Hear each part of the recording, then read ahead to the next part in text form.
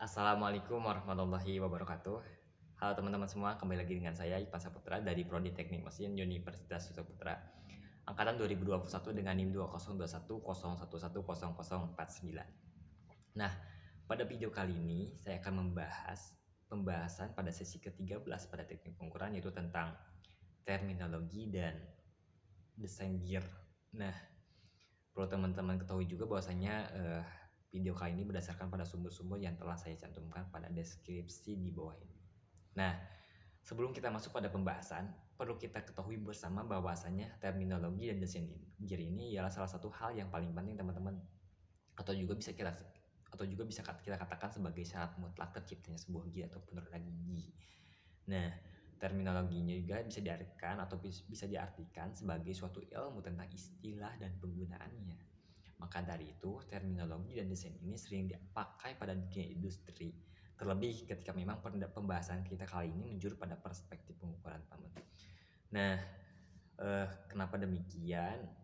Karena kedepannya akan lebih memudahkan lagi dalam pengaplikasiannya bagi para perancang, teman-teman.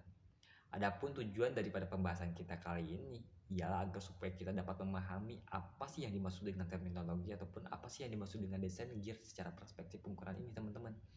Nah, dalam melakukan berbagai hal yang menjuru pada yang namanya topik kita kali ini, yang dimulai pada kaidah, yang pertama yang kita dimulai pada kaidah-kaidah ataupun batasan-batasan dalam melakukan perancangan, hingga sampai pada pertimbangan-pertimbangan yang memang harus dipertimbangkan dalam topik kita kali ini, teman-teman. Nah, kalau kita analogikan ya, dianalogikan pada struktur, contoh tahapannya seperti ini.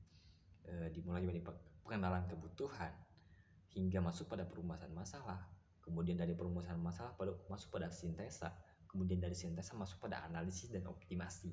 Nah, setelah analisis dan optimasi inilah masuk pada evaluasi, lalu kemudian mulai evaluasi kemudian diakhiri pada penyajian. Adapun contoh daripada pertimbangannya ialah yang pertama ada dinamakan dengan pertimbangan panas, pertimbangan korosi, keausan, dan biaya juga harus dipertimbangkan, teman-teman. Begitupun dengan bentuknya, cara pengerjaan akhirnya, ataupun volume dan pemeliharaannya, teman-teman. Karena terminologi ini kemudian dilanjut pada bagian-bagian daripada sebuah roda gigi ini, teman-teman.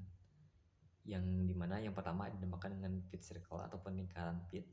Nah, untuk pit circle ini merupakan lingkaran khayal, yang dimana lingkaran khayal ini mengelilingi tanpa terjadinya salib, teman-teman. Dan kemudian lingkaran ini merupakan dasar untuk memberikan ukuran-ukuran gigi seperti tebal gigi ataupun jarak antara roda gigi dan lain-lainnya, teman-teman. Nah, pit circle ini juga merupakan diameter daripada lingkaran pit dan jumlah gigi per satuannya pit. Itu biasanya diameter sih biasanya. Nah, kemudian yang kedua ada yang dinamakan dengan circle fit ataupun jarak bagi lingkaran, teman-teman. Nah,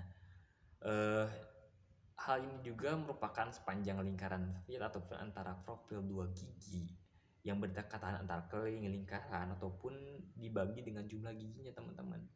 Lingkaran dari berapa dibagi dengan jumlah giginya. Nah, kemudian yang ketiga ada dinamakan dengan addendum. Nah, addendum ini merupakan jarak antara lingkaran kepala dengan lingkaran pit. Nah, kemudian biasanya diukur dalam arah radial, teman-teman, tentunya. Kemudian yang selanjutnya ada dinamakan dengan didendum. Nah, untuk didendum ini merupakan jarak antara lingkaran, nah ya tentunya lingkaran pit ya, dengan lingkaran kaki yang diukur dalam arah radial juga, teman-teman. Nah, kemudian ada dinamakan dengan working depth.